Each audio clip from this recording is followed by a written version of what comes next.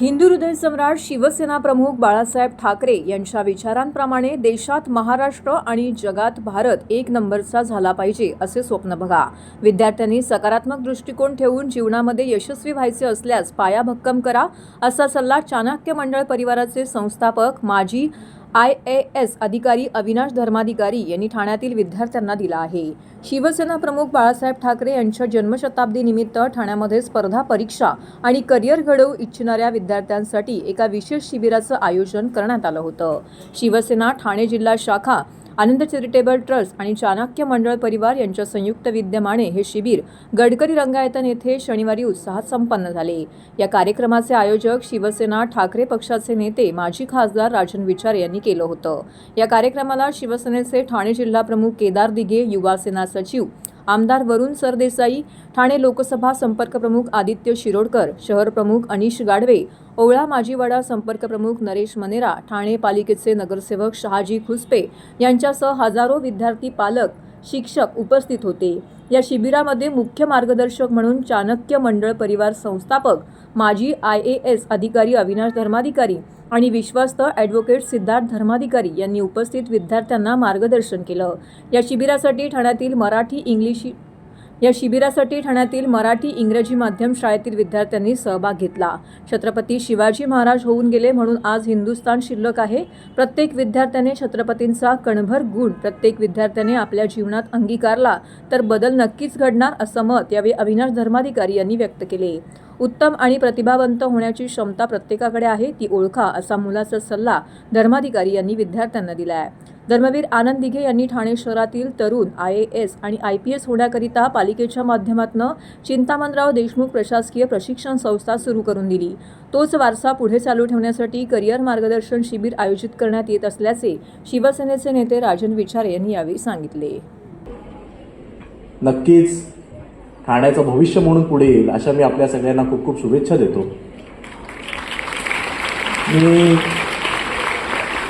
मी म्हणालो तसं 10वीमध्ये मला बरे मार्क मिळाले. त्यानंतर सायन्स घ्यायचं ठरवलं. 11वी 12वीमध्ये सायन्समध्ये बरे मार्क मिळाले. CETची परीक्षा दिली. CETच्या परीक्षेनंतर तुमच्यापैकी सुद्धा तुमच्या पालकांनी, खूप लोकांनी तुम्हाला सांगितलं असेल, आपल्या भारतीय पालकांची एक सवय असते की आयुष्यात काय करायचं आहे ते कर, सगळ्यात आधी इंजिनियर नाही तर डॉक्टर हो आणि मग तुला मनात जे करायचं आहे कर. तुम्हाला सुद्धा कदाचित असं सांगितलं असेल.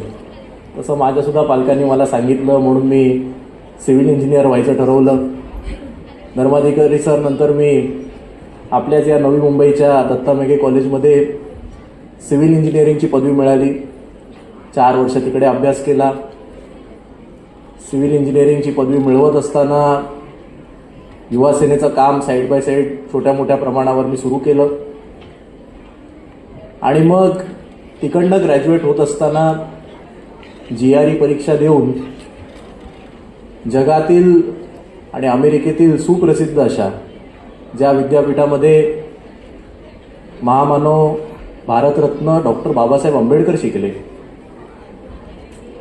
त्या न्यूयॉर्क शहरातील अमेरिका देशातील कोलंबिया विद्यापीठामध्ये मला मास्टर्स इन सिव्हिल इंजिनिअरिंग करण्याची संधी मिळाली. आणि मग मी तिकडे गेलो.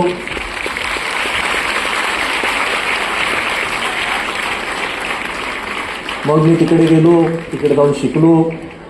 तिकडे शिकल्यानंतर तिकडे मला चांगला जॉब मिळाला. तिकडे मी 8 महिने नोकरी केली.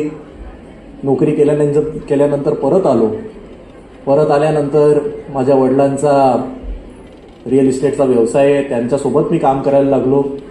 शिवसेनेचं काम करतच होतो. सांगायचं तात्पर्य एवढं,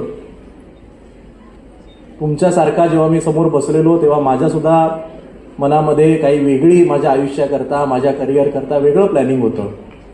12वी नंतर 10वी नंतर सायन्स नंतर इंजिनिअरिंग नंतर कोलंबिया नंतर न्यूयॉर्कमध्ये नोकरी.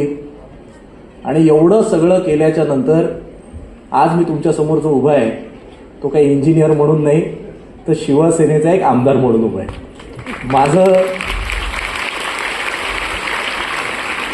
माझं सांगायचं तात्पर्य एवढंच आहे की आज तुम्हाला वेगवेगळे पर्याय ते धर्माधिकारी सरांनी सांगितले असतील. तुमच्या मनामध्ये जर कॉन्फिडन्स असेल, तुमच्या मनामध्ये तुम्ही जे काही ध्येय तुमच्या डोळ्यासमोर ठेवलंय ते पूर्ण करायची इच्छा असेल तर छोट्या मोठ्या कुठे यश मिळतं कुठे अपयश मिळतं यांनी कधी कृपया कधी कोणी विचलित होऊ नये. तुम्ही आता सगळे किती मला वाटतं 7वी 8वीतले मला वाटतंय कोण थोडेफार मोठे असतील. 10वीमध्ये कदाचित आपल्याला आवडतं ते कॉलेज मिळत नाही. मग असं वाटतं की मित्रांना चांगलं कॉलेज मिळालं, मला मिळालं नाही, आता कसं होईल.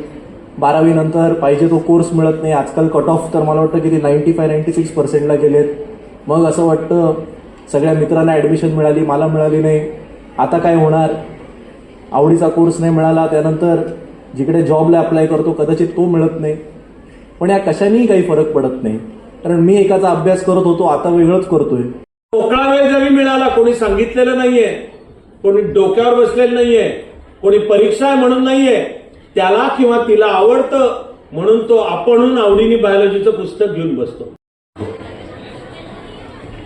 ज्यांना लक्षात घ्यायचंय त्यांच्याकरताचं पहिलं सूत्र आहेच. बुद्धिमत्तेचा मत्ता कोणाही विशिष्ट जातपात धर्मपंथ याला दिलेलं नाहीये. पहिलं सूत्र आहे सर्वजण बुद्धिमान आहेत. तिसरं सूत्र आहे